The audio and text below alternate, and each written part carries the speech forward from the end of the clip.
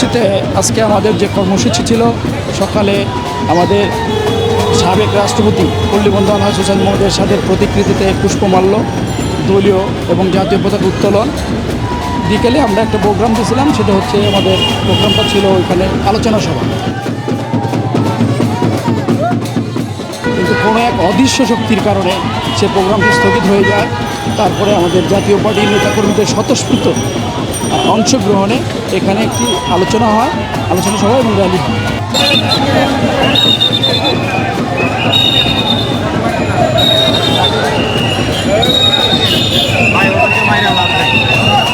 উনচল্লিশতম প্রতিষ্ঠা বার্ষিকী উপলক্ষে আমাদের আজকে প্রথমে প্রোগ্রাম ছিল আমাদের ইঞ্জিনিয়ারিং ইনস্টিটিউটে।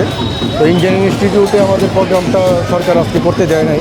এটাই মূলত আমাদের যে গণতান্ত্রিক অধিকার এবং বৈষম্যের যে এখনও দূর হয় নাই, সেটাই এখানে আমাদের আছে। তো আগামী দিনে বাংলাদেশ, আমরা এমন একটি বাংলাদেশ চাই যে বাংলাদেশে মানুষের গণতান্ত্রিক অধিকার থাকবে, কথা বলার অধিকার থাকবে, রাজনৈতিক অধিকার থাকবে, জনগণ যাকে খুশি তার সরকার গঠন করতে পারবে, যাকে খুশি ভোট দিতে পারবে। কিন্তু আমরা যদি সেই আওয়ামী লীগ বিএনপি বা এরকম একদল যাবে আরেকদল যাবে এরকম হানাহানি বা এরকম যদি আমরা বৈষম্য সৃষ্টি করতে থাকি, তাহলে তো আমাদের সুন্দর যে নতুন সোনার বাংলাদেশ আমরা করতে চাচ্ছি, সেটা তো আমরা গঠন করতে পারতেছি না। আমরা চাচ্ছি যে আগামী জাতীয় সংসদ নির্বাচনে সবাই অংশগ্রহণ করুক, জনগণ যাকে ভোট দিবে সেই সরকার গঠন করুক। জাতীয় পার্টির আগামী দিনে আমাদের লক্ষ্য হচ্ছে আমরা জিএম নেতৃত্বে আমরা বৃহত্তর আবার ভোট করবো এবং আগামী দিনে আমরা সরকার গঠন করার জন্য সেই প্রস্তুতি নিয়েই আমরা কাজ করার প্রিপারেশন আমরা নিচ্ছি।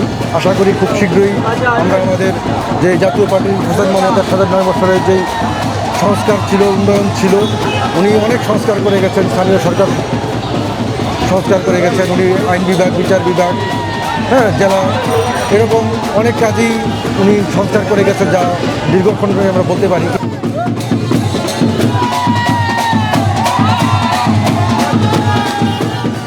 ইনশাল্লাহ নির্বাচন করলে জাতীয় পার্টি জন্মলগ্ন থেকেই যেহেতু নির্বাচন করে আসে, এবারও নির্বাচনে জাতীয় পার্টি অংশগ্রহণ করবে ইনশাল্লাহ। দেশের মানুষ জাতীয় পার্টিকে যদি চায়, তাহলে আগামী দিনে জাতীয় পার্টি রাষ্ট্র ক্ষমতা গ্রহণ করবে ইনশাল্লাহ। দলের বর্তমান অবস্থা আলহামদুলিল্লাহ আগের যে কোনো সময় হচ্ছে এখন অনেক ভালো। তথাপিও আমরা তো জাতীয় পার্টির জন্মলগ্ন থেকেই একটি অদৃশ্য শক্তির সাথে যুদ্ধ করে আসছে। 1986 সালের জন্মের পরের থেকেই আমাদের জাতীয় পার্টি পর্যায়ক্রমে বিভিন্ন সময় বিভিন্নভাবে নির্যাতিত নিপীড়িত। আজকেও তার বাহিরে নয়।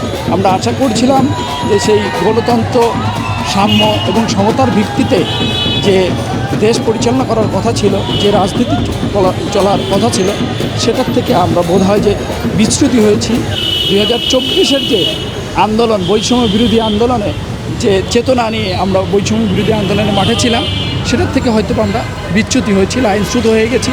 আমি আশা করব যারা আমাদের দেশে এই দেশ পরিচালনার দায়িত্বে অবস্থানরত, তাদের উচিত আবার সেই লাইনে চলে আসা।